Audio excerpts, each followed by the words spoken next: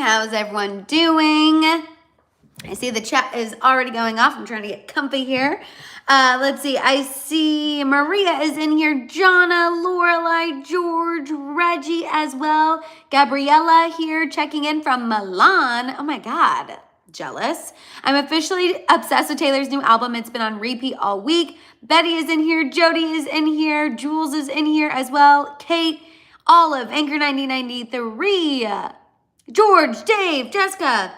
You guys, I am absolutely, obviously loving Taylor's new album. It's so funny. Right before I was getting ready to go live, my sister and one of our really good friends, Jess, was just complaining in a group chat about how there's just still so much negative discourse about Taylor's album. And now I guess there's discourse about how she's like promoting being a trad wife and like promoting, I don't know.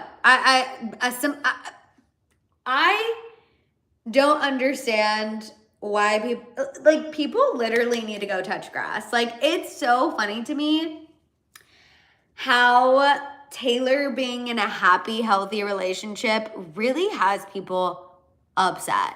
Like, it's weird. A trad wife, like traditional wife. I don't know if you've seen, that's a thing on social media, and it's looked upon negatively despite it being a trend. Well, some people look at it negatively, some people look at it positively, but a trad wife is like a traditional wife, like somebody who wants to stay at home, raise babies, you know, the husband's the provider.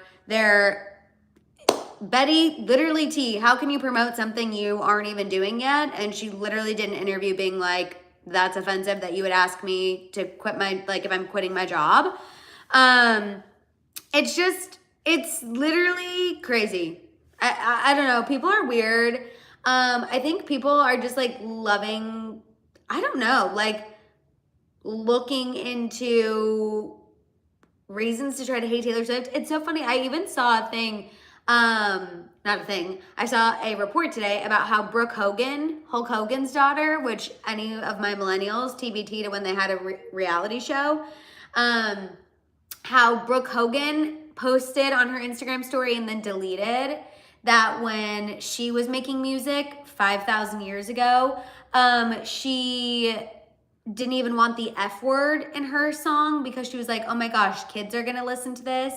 And how she was listening to the music of a very popular pop star and how it's very obvious the devil is in the music, or like the devil's in the music industry. Something about like she was listening to a popular pop star's new release and it's obvious that the devil's in the music industry. And I was like, Brooke Hogan, I am trying to be respectful because she did just lose her dad.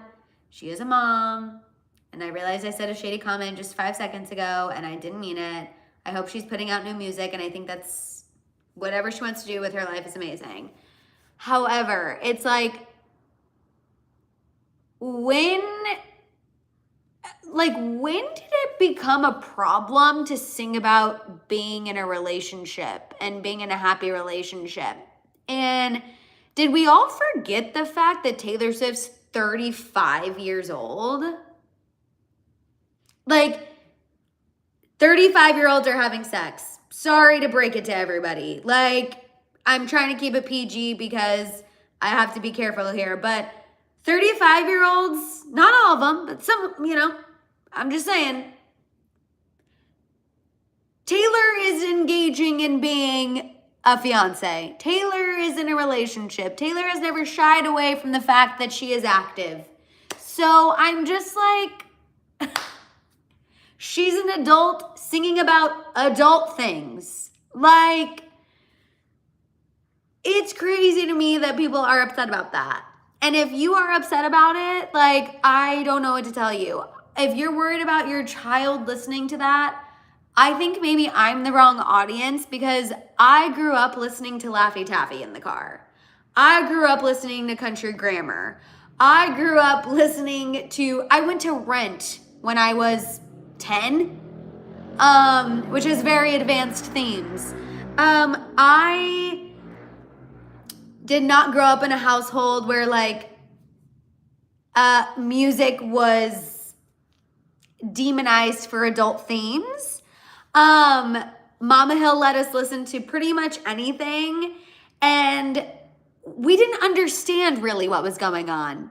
You know, like, do you think I knew what Laffy Taffy was really about when I was singing about it? No. Do you think I knew what I was saying? No, not really. But like, it was harmless and it was fine, and I turned out just fine.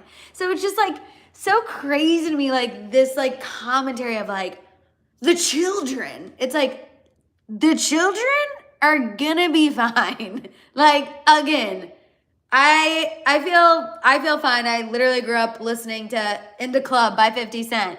I'm trying to think of other things. Like we just were able to listen to anything.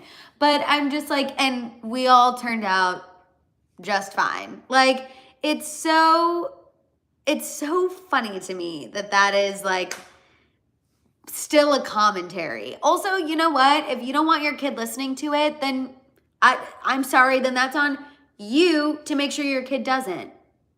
Not then take them off the internet. Like, I don't know. People are just really crazy. People are nuts. People need to go touch grass. People need reality.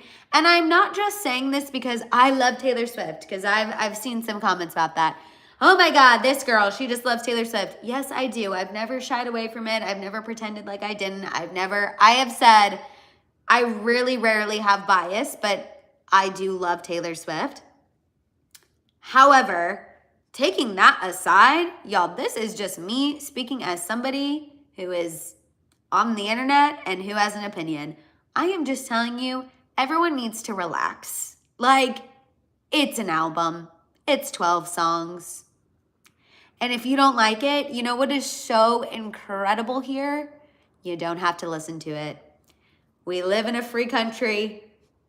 And if you do not want to listen to Taylor Swift's Life of a Showgirl, guess what? No one is forcing you to.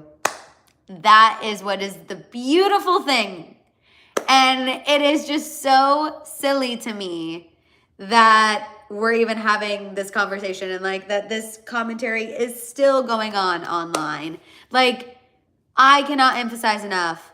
Please, if you really are like having a visceral reaction to Taylor Swift singing about being in love with Travis Kelce, and like if you're having a visceral reaction to her singing Knock on Wood, dude, oh gosh, you know what? Honestly, I'm envious that that's your biggest problem in life. Like maybe like the actual literal tea, like if really like this is your biggest problem this week is Taylor Swift singing about how in love she is, like honestly, count your blessings. What a blessed life you lead that this is your biggest like concern, worry, stressor that you're making think pieces about on the internet. Like, so funny. I love that you're not seeing any of the negatives. Honestly, to be honest, JC, I haven't really seen much either. Like, I literally was sending my sister and her friend, I was like, guys, this is what was on my feed. Like, it was a guy trying to run with his arm and his leg at the same time. Like, my TikTok feed was thankfully not anything negative towards Taylor last night. And I'm happy because I like couldn't. I just, to me, it's not that deep. And it's always so funny. It's always so funny to me that people spend the energy to hate on somebody else. Like, y'all know, I have never understood that. You know, obviously we have these happy hour hangs where we talk about celebrity topics. And if I disagree with something, I obviously tell y'all I disagree. But it is crazy to me that there are people who seek out posting negativity. Like, seek out making a video saying you hate Taylor Swift and you hate her new album and you're blah, blah, blah. Like, that's crazy. Yeah, I've seen people say Taylor was racist because she wants kids to look like Travis. Yeah. You guys, it's we've gone too far. We've gone too far. If you don't like it, okay. But like the commentary has gone too far. You know, people are nuts. People are literally crazy. Like, I didn't know it was such an off the wall thing to want your babies to look like your fiance. Like, y'all, the critical thinking is lacking, and it shows. Not even, that's actually requires no critical thinking. That literally just requires, like, I thought one brain cell. Like, that's literally, I can't. Thankfully, I feel like we have none of that commentary going on here. I feel like not all of you are like huge fans of it, which is totally fine. But that's just like so crazy. People are upset that she said she wants her kids to look like Travis. Like, I'm sorry, what? Obviously, why would you not want your kids to look like your husband? If your kids don't look like your husband, then that's normally when you're calling TBT, RIP Jerry Springer, Maury, like that's when you would normally call those people up. Like, guys, it's crazy. It's crazy out there on the internet. Be safe, be careful, take breaks. If you want to listen to Life of a Showgirl like I've been doing over here, keep doing you. And you know what? Just know that I'm very thankful we have our corner over here, okay? That's all. I'm very happy that we have our corner, okay? I'm dying. Eliana said, I have 2 kids. If they didn't, we wouldn't be married anymore. Like, genuinely though, like that's what's, people are literally nuts, you guys. I'm worried. I'm worried about a lot of things, but like, oh my Lord. Collectively, there is a large chunk of people who need to go touch grass. George, that's exactly what I'm talking about. TBT to like those like 90s, early 2000s talk shows where they would literally do paternity tests live on the air. Like, crazy. Whew. Gosh, you guys, the internet's wild. But we are going to get into some tea. We are going to talk about Taylor, and we're going to talk about wood. So guess what? If you are somebody who is clutching your pearls about Taylor Swift singing about wood, you're not going to like the end of today's happy hour hang, and I'm so sorry. Actually, I'm not sorry, because I love the song, and Travis reacted to it because Jason is messy. We live, laugh, love Jason Kelce here in the House of Hill, and we're going to talk about it. So we're also going to be talking about Dolly Parton, the Beckham family drama, update on that, Nicole Kidman, Selena Gomez and Francia Raisa. People thinking that actually romantic might also be a slight at Kim Kardashian, so the Charlie XCX girls can simmer down. And then we will end with a little Taylor and Travis. Okay, kicking things off, you guys, talking about Dolly Parton. Dolly Parton is alive and well, okay? There was a rumor that Dolly Parton was not doing well. Her sister posted on Facebook. This is like the most like, I don't know, just is giving like Southern family drama.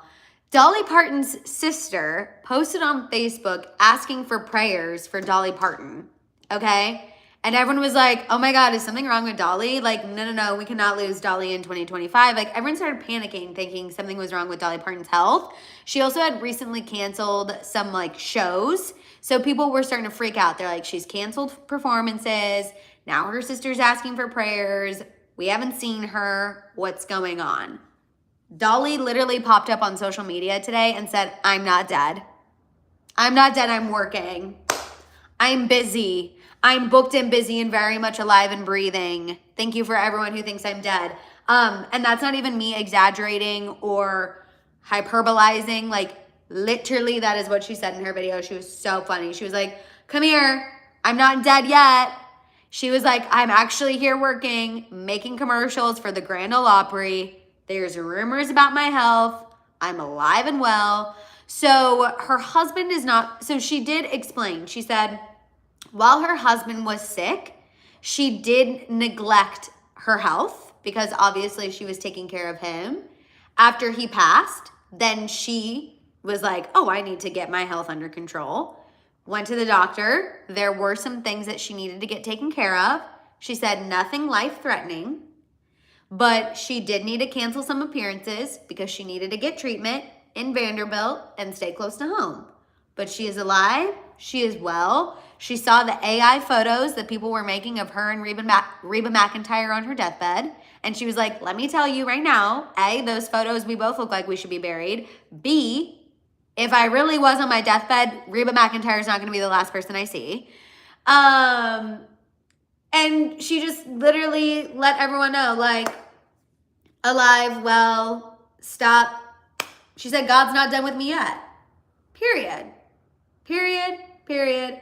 Period. Poor Dolly. But you guys, I literally was dying. She literally goes, her caption was, I'm not dead yet. A slay.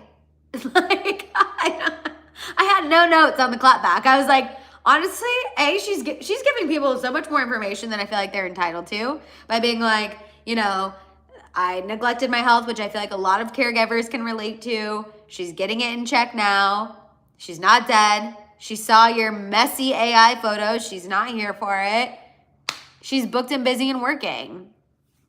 I love her. She looks amazing, by the way. She looked great in the video. Definitely looks good to me. And I just thought it was amazing. I was like, that is the best clapback ever. Literally, absolutely live, laugh, love. Me some Dolly Parton. So, here for it. Also, if you guys could give this video a thumbs up if you haven't already. We just had 100 people start watching. Definitely give this video, if you haven't already, a thumbs up. And also really quick before we continue, I just want to shout out all of our after watchers who continue to show up every Monday, Wednesday. Hi, Teresa. So thankful for you for showing up day after day, week after week, month after month. And also shout out to all of our international House of Hill members who wake up late, stay up early, do whatever they need to do in order to get in their tea time. Thanks for making us an international House of Hill fam. Okay, moving on to the Beckham family drama. I'm laughing. B-Fly said, I love you, Madison. Taylor's new album is great. Kids will be fine. I raised one on unfiltered music. He turned out great. Period. Literally me. Also, hi, Joy. Okay, Beckham family drama, y'all. Victoria Beckham and the entire Beckham family, minus Brooklyn and Nicola, were at the premiere for Victoria Beckham's new Netflix documentary in London, okay? Whole fam was there. Hi, Sandra. Whole fam. Big fan photo. No Brooklyn. No daughter-in-law. The feud is alive, well, and being fed. We also have a new report from Radar Online where a source shared that Victoria is at her, quote, breaking point over this feud. Apparently, the premiere wasn't even the breaking point. She was reportedly devastated over being snubbed from the vow renewal. Remember that happened a couple months ago, or like a month ago? The source said it was like a public declaration that Brooklyn chose Nicola and her side. She's reportedly at her wit's end about it. This insider said that without question, this is one of the hardest periods that Victoria has ever faced, and that in private, she is very, very, very upset. What do we think? What do we think? Jessica said, I've heard it's Nicola, that's the issue. So we get, honestly, back and forth information. One day, Victoria and David are the issue. The next day, Brooklyn and Nicola are the issue. It honestly, there is so much back and forth that there's literally no consistency to even try to sift through who could be in the right, who could be in the wrong, to be completely honest with you guys. He is standing by his wife. He's on team wife. I'm not married, so but I have to say, like, actually, no, I don't even want to say what I would want in this situation because, y'all, I don't even want to manifest that for myself. Like, that is my literal nightmare. It is my nightmare to feud with my in-laws. Like, That sounds so terrible. I want to be best friends with my in-laws. I grew up, and I know it's very rare, and I'm very lucky, but I grew up where my mom loved my dad's parents. My dad loves my mom's parents. And both sets of grandparents loved each other. Like, I grew up in a very much like everyone's partying, everyone's vibing, everyone's getting along. So, like, I want that for myself. So I don't even want to like manifest what I would do in this situation because I literally don't even want that. But I just think it's tough. It's tough. And some people, someone at some point here in the Beckham fam is going to have to give. You know what I mean? Like, either Victoria and David are going to have to put the egos aside. Brooklyn and Nicole are going to have to put their egos aside. Like, at some point, everyone's going to kind of have to, like, simmer down, come to the table, and figure out a way forward. Because if not, I don't know where we go from here. I don't know. But it is clearly not good, right? The fact that everyone showed up to the premiere, except Brooklyn and his wife, very clear statement. Crystal clear. Like, I feel like at this point, there's no hiding it, right? There's no decoding it. It's like, oh no, there's a feud. There's a feud going on.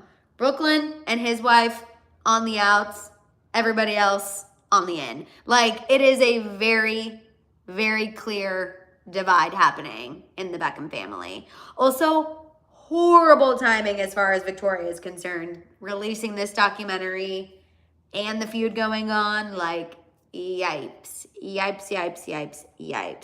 Lorelai said, the thing is, when you marry someone, you're not just taking them on, you're taking on the extended family too. You have to be ready for everything that comes along with that. Exactly. 1,000%. I feel like they should get together and go to therapy, probably. When Brooklyn and Nicola have children, Victoria will fold or she'll be shut out. That will probably be a big deciding factor. I'm also dying. Giovanna said, my mother-in-law spoils me with my favorite food. May that find me. Manifesting that for myself, Giovanna. We all know a way to a Taurus's heart is through our stomach. So, literally. I don't know. I just can't believe it's still going on. It's still really bad. And I do think it is hard for... I mean, I would think it would be hard for Victoria. I don't think any mom wants to be on the outs with their child. And I imagine for Brooklyn, it's bad too. You know, no way this is good for anyone.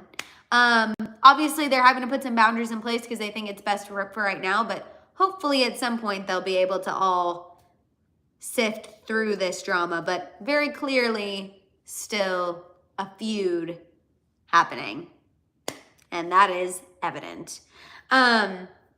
Okay, let's move on and talk about Nicole Kidman, and then we're going to talk about Selena Gomez and Francia Raisa. Then we're going to get into the Taylor of it all. I mean, the move Victoria pulled at their wedding, you guys, was bad. I am a posh Spice girly, a little Gucci dress or the little Gucci dress, obviously, day in, day out. However, the move at the wedding was not great. And for those of you who don't know what happened, they had Mark Anthony as like a guest to also, he was supposed to sing the first dance, and he got up there and he said something to the effect of, I want to bring up Brooklyn and the most beautiful woman in the room. Everyone obviously thought it was going to be the bride, and then he said Victoria Beckham, and then he sang a song for Brooklyn and Victoria to dance to, as opposed to Brooklyn and Nicola to dance to. Nicola allegedly was very upset. She like cried. It was a scene. It was a thing. That's not good. No. They did recover from that for a little bit, and then things went back to being bad, obviously, and that's where we are now. And that's alleged. That's the story. That's what's been reported about the wedding. Yeah, not good. As I said, I feel like if I were in that situation, I would have never let anyone see me cry. But, you know, I don't know. It's also like the most important day of your life. A lot of emotions, a lot going on. Allegedly crazy. Yeah, and still very much causing a divide between everybody. So, hi Zama. Hello, hello. Okay, guys, getting into the Nicole Kidman tea. Give this video a thumbs up if you haven't done so already. Nicole Kidman did a interview with Vogue that just now came out. Looks stunning, per usual. Obviously, the interview was done prior to the news breaking that her and Keith Urban are divorcing after 19 years of marriage. And she made a comment during this interview that is now being highlighted. People are saying, oh my gosh, clearly she was going through it at the time of this interview. And now we know what she meant. If the news about her and Keith Urban divorcing was not public by now, we would probably not even be talking about this interview because we'd be like, oh, just Nicole being iconic, authentic, and relatable. But no, there was something going on. And the comment she made during this interview definitely highlights that. She was asked about how she feels being in her 50s. And her response was, quote, you guys, this literally kills me. Her response was, quote, how many times do you have to be taught that you think you know where your life is going and then it isn't going in that direction? One more time. How do you feel about being in your 50s?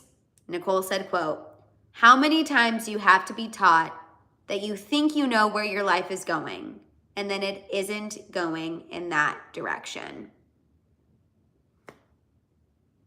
I don't know why that killed me. I literally, in my notes, I have, why does that kill me? Because you guys know this news is really rocking me, and it's so embarrassing to keep admitting that twice a week. But it is. Because I feel like I understand that in my 50s, if I'm married, when I'm married for 19 years, you obviously think that that is forever. You know what I mean? Like you're growing old with that person. Why would you think anything different? Why would you think that your life isn't going in that direction? And then obviously to have this huge change, this big switch up, like life is always lifing. Life is always lifing. And I don't know, it just kills me. Ugh. Like, I don't know. I just feel bad. I know. I guess maybe it's not that bad. I don't know why it just like really hit me. Also too, maybe because it's like, there's been so many times, me personally too, where I'm like, oh, I think I know where I'm going. And then life is lifing and I'm like, JK, couldn't be more wrong. So I don't know. It just, yeah, it is giving betrayal. SMH to Keith, period, Robert. I feel bad for her kids. Yes. She's a smart woman. And she, obviously, like, I'm not saying like, oh, woe is Nicole. Like, she's never going to recover. Obviously, she's going to recover. But, like, still is sad. You know what I mean? Like, she literally thought she was growing old with this person. And then he had to allegedly, seemingly, possibly do some things we're not proud of. You know what I mean? It's just like, oh, gosh. I don't know. It kills me.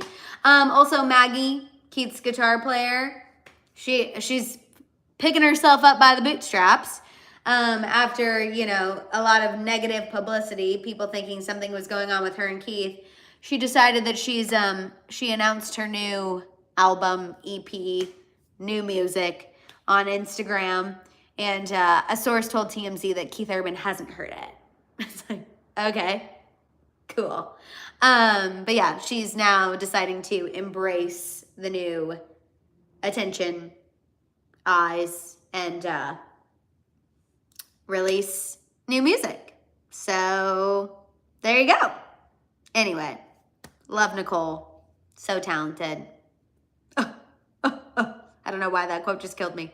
Okay, anyway, moving on to Selena Gomez, Francia Raisa. Let's get into this. So, Francia Raisa was asked about the status of her friendship with Selena Gomez, was asked about their feud, past feud, because for those of you who don't know, Francia Raisa was seemingly not, we don't know if she wasn't invited, we don't know if she was busy. Regardless, Francia Raisa was not at Selena's wedding. And that has raised off alarm bells for the internet, for fans. People are curious, why wasn't Francia Raisa there? I mean, I'm like, maybe because it was a really small guest list. And I know people are going to say, yeah, Madison, small guest list. But shouldn't the kidney donor be on the guest list? Because without her, you wouldn't be there. I hear you, but as I have said 5 bajillion times when it comes to Francia and Selena, Francia gave Selena her kidney free will. Selena has thanked her publicly, privately, has given her, said, I would not be here without you. I don't know what more people want from Selena Gomez. Anyway, Francia Raisa was asked by Univision what's going on with her and Selena. And she said, quote, well, right now what you're asking me is nonsense. And there are too many rumors. I've never said anything. She said, quote, when the rumors of a rift first started, it was after a rumor came out that she was upset with Selena for smoking. Do you guys remember that? Like, when we first started hearing that Selena and Francia were at odds, it was because allegedly Francia Raisa did not agree with how Selena Gomez was living her life post-transplant. There were rumors that she was upset Selena was smoking, that she was drinking, all of these things. But then what really caused a divide was Francia Raisa got upset that during an interview, Selena Gomez said her only friend in the music industry is Taylor Swift. And Francia Raisa commented on E! News' Instagram and was like, she said something, ouch, or she got mad. Even though the question was, who's your friend in the music industry? Francia Raisa is not in the music industry, but neither here nor there. They did recover eventually after that. But again, her not being at the wedding, everyone was like, what's going on? And this was her response, that what she's being asked is nonsense. There are too many rumors. She's never said anything. But then she went on to say, quote, she wasn't aware of those rumors, and what you're asking me are rumors. No one knows what's going on, and neither she nor I are talking about it. She said, quote, maybe one day we'll address it. Girl, what? Word salad. Word salad. What you're asking me is nonsense. There are too many rumors. I've never said anything. I'm not aware of these rumors. No one knows what's going on, and neither she nor I are going to talk about it. One day maybe we'll address it. Okay, that's actually literally you talking about it.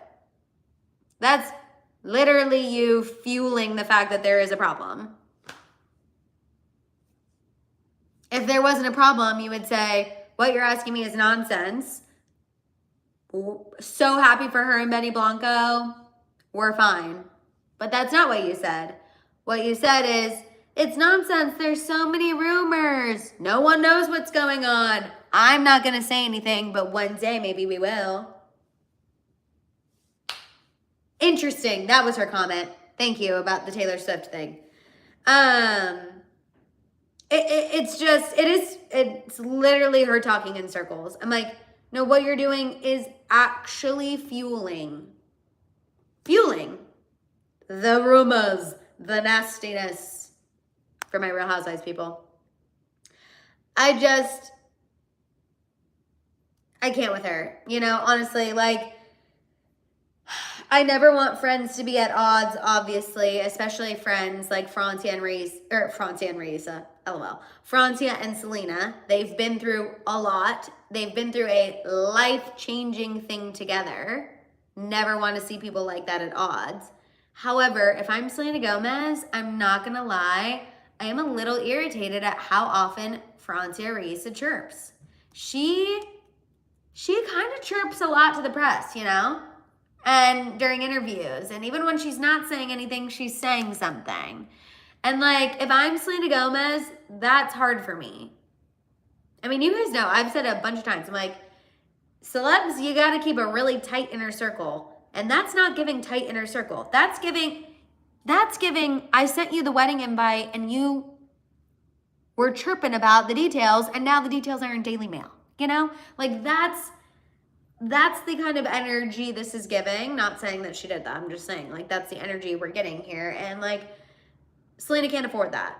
You know, she has to keep things tight, close to the chest, and that's not giving tight and close to the chest. You know, Miss Jackie X said she's like Travis's ex, inserting herself in the narrative, but then saying I didn't do that or playing victim, in my opinion. It does kind of feel like that. Again, this is nonsense. I don't even know the rumors that are going on. No one knows what's going on, though, and neither she or I are going to talk about it. Maybe one day we'll address it, but not today. What? Literally, Robert, I guess there is beef and salsa because she has a salsa company. Tea. Too much. Too much, too much, too much. Let's go ahead, though. Move on. Also, Emmy, I made it live from Tokyo, Madison. I went to Tokyo Disneyland Halloween last weekend. Oh, my God. I mean, I haven't even been to Disneyland Halloween here. Oh my God, but I'm so jealous. I can only imagine Tokyo Disney Halloween. It has to be amazing. I'm so jealous, but I'm so excited you got to go and literally cannot still wait to visit someday. Okay, moving on to the Taylor of it all.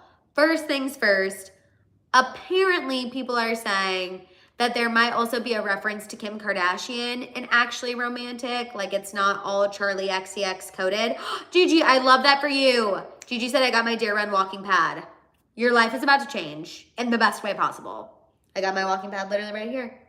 One of these days I'm gonna go live while walking. That's really what I need to be doing. But no, it really is life-changing. So people think there's also a dig at Kim Kardashian because Taylor sings, you keep sending me funny Valentines, and I know you think it comes off vicious, but it's precious, adorable. In 2018, Kim famously sent all of her haters Valentines. Taylor was on the list in 2018 of somebody who Kim was sending a Valentine to. Like, she did this whole bit of like, I'm sending a Valentine to even my haters because everyone deserves a Valentine. So people are saying, oh, Actually Romantic isn't just about Charlie XCX. It's also about Kim Kardashian. Because of this one line. Wait, are people confused? People think that Taylor Swift is singing about Kim Kardashian and Actually Romantic when she sings, you keep sending me funny Valentines, and I know you think it comes off vicious, but it's precious, adorable. And Kim Kardashian in 2018 sent her haters Valentines. So people think, oh, this is a callback to what Kim Kardashian did to Taylor in 2018. The song isn't just about Charlie XCX. I honestly think the songs are, like, I think there's lyrics that are definitely Charlie XCX coded. This does feel Kim coded. I think Actually Romantic is literally, in general, about people talking ish about you and reframing how you think about it. So whoever Taylor's talking about, dear God, we all know there's a lot of people who have talked a lot of ish about Taylor. So she's reframing it to say, you're talking bad about me? It's actually romantic. It's actually romantic how rent-free I live in your brain. That's actually so sweet. No man has ever loved me that much. Girl, thank you. And as I've said, Actually Romantic has also rewired my brain chemistry. It has rewired my brain chemistry to be, you know what? You're talking ish about me? That's actually romantic. Thank you so much. Thank you so much. If I had to like choose one person who it's predominantly about, when I listened to it immediately, I was like, oh, it's giving Charlie XCX. But I think there are probably lines that, you know, hit at multiple people who have come at her over the years. And again, I think the overarching theme is you know what? If you're going to hate on me and you're going to talk bad about me, I'm not looking at that as negative anymore. I'm looking at that as actually romantic. A fan, Robert, period. Travis on New Heights said he loves Actually Romantic. That's one that he keeps playing, he keeps going to. And Jason also loves Actually Romantic. Travis made a joke that Taylor talks-ish so sweet, and honestly, couldn't agree more. Which, speaking of Travis and Taylor, a little new news, if you will. We got a new episode of New Heights. We finally got the moment that I think everyone's been waiting for since this album was released. Jason asking Travis about wood. You guys, I've been seeing so many like comments and tweets that are like, Tree Payne has trained Travis. Like not even Jason could get this man to break. Jason was being so funny, you guys. He's like, so we got to talk about wood. And Travis is like, yeah, like knock on wood. Like, what about it? And Jason's like, yeah, but would we say that's what it's about? Like, come on, Travis. And actually he was like, you know, talking about how she's wrote a lot of songs about Travis on this album. And then he brought up wood and he was like, and Travis tried to say, he was like, well, you know, like she's my girl. I love her. Like I'm going to be honored anytime she writes a song about me. And Jason was like, yeah, but this is about an appendage.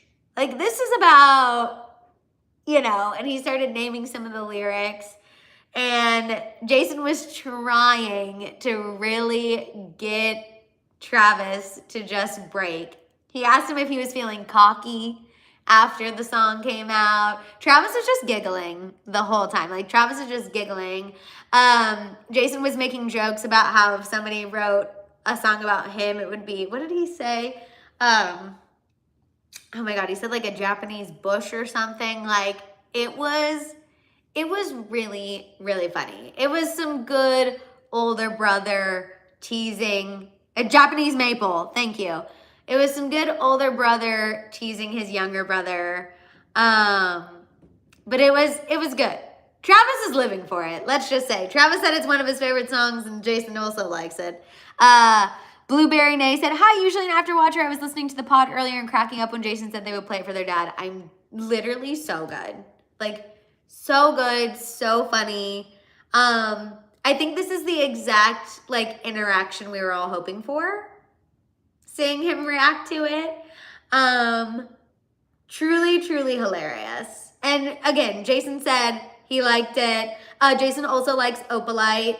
The taste, you know what I mean? He also likes Actually Romantic. Yeah, you guys go watch the clip because it is pretty funny. Like Travis is